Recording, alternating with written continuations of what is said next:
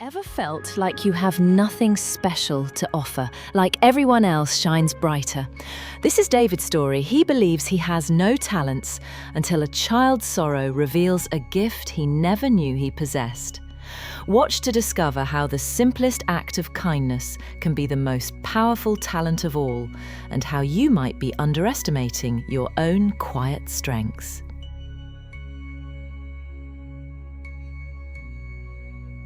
David stood at the edge of the backyard, the sounds of the party washing over him like a distant, incomprehensible language. Sunlight dripped through the leaves, but it couldn't touch the shadow in his heart, the belief that he had nothing to offer. Surrounded by music and laughter, he felt like a ghost.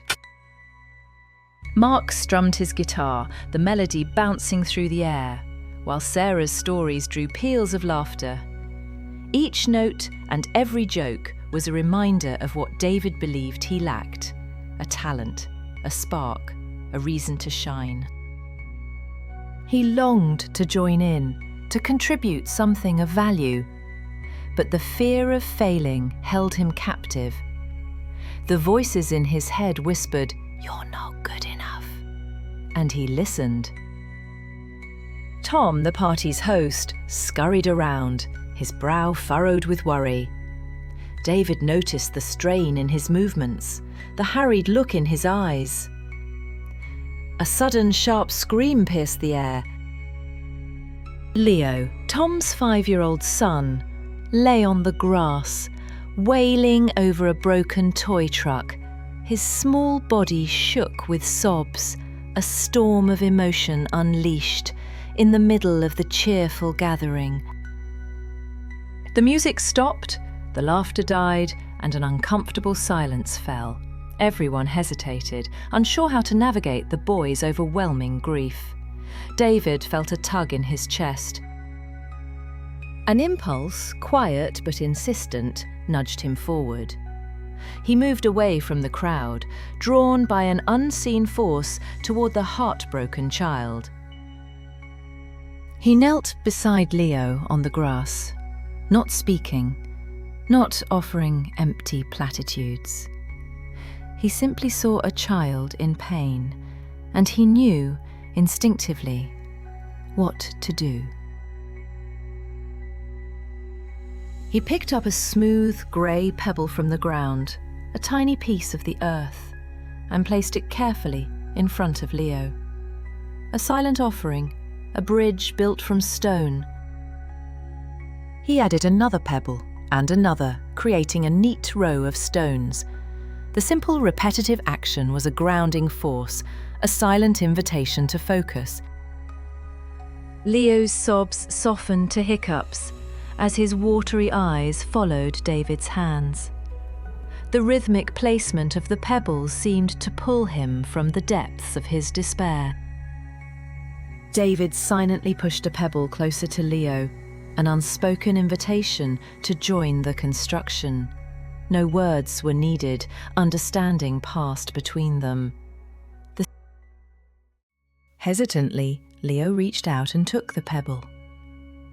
He mirrored David's actions, adding his own stone to the row, a tiny act of defiance against his sadness. Together, they built a tiny city of pebbles. Rows snapped straight, clusters assembled with purpose, miniature towers rising from the grass. The other guests watched from a distance, the tension slowly dissipating as the sad sounds transformed into quiet cooperation. A sense of peace settled over the yard. Minutes passed, and the chaos faded like a forgotten storm. Leo's sobs stopped, replaced by curious touches and soft smiles shared with David. Tom approached cautiously, relief etched on his face.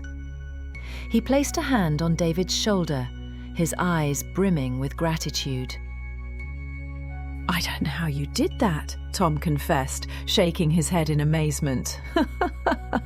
You have the patience of a saint. David looked down at the Pebble City, realizing that talent didn't have to be flashy to matter.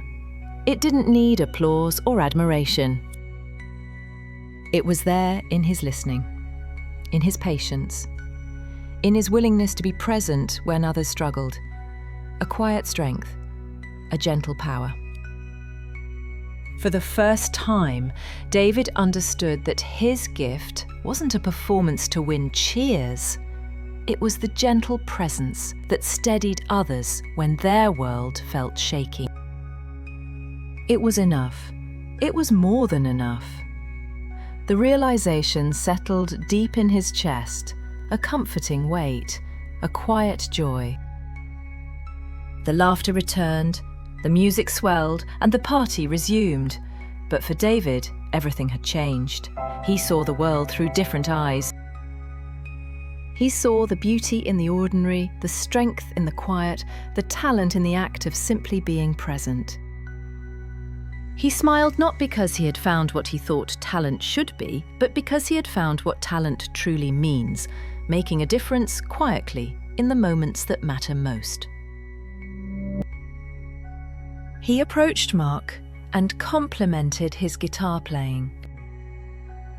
He laughed at Sarah's jokes, genuinely connecting with the humour and warmth in her stories, no longer feeling like an outsider.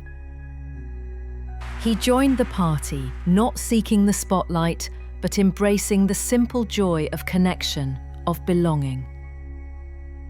And as the sun set, casting a golden glow over the yard, David knew that he was home. He had found his place, not in grand gestures, but in quiet acts of kindness.